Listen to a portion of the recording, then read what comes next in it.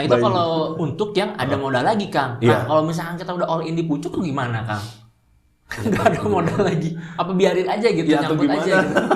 Ya, kenapa beli di pucuk? Pertanyaan saya sebenarnya pertanyaan saya bukan masalah beli di pucuk ya. Kenapa all in di pucuk? Beli di pucuk tuh nggak apa-apa. Saya sempat juga dulu pas 2021 2022 saya DCA ETH di 4.000 saya beli gitu. Tapi kan ya karena itu DCA gitu ya udah.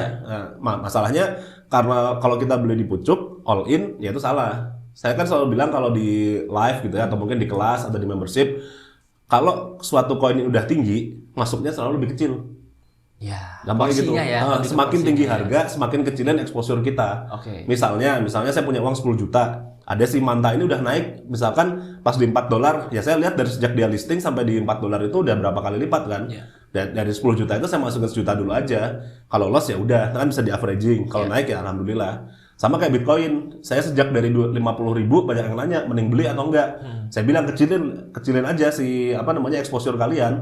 Karena pas kalau misalkan saya punya 10 juta tadi saya beliin Bitcoin 50.000, kan cuma naik berapa? Sampai ke 70.000, 50%-an gitu kan, kurang lebih.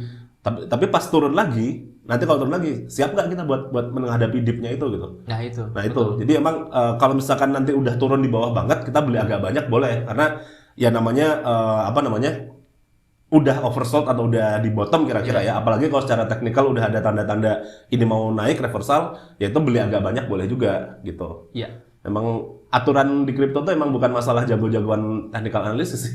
Atur duit. Intinya kalau misalkan mau selamat di kripto, mungkin di market manapun ya Kang ya. Intinya kita bisa jago ngatur uang sama resikonya diatur ya Kang ya. Jangan kita ke bawah FOMO. Nah ini penyakit FOMO ini Kang sampai sekarang juga masih.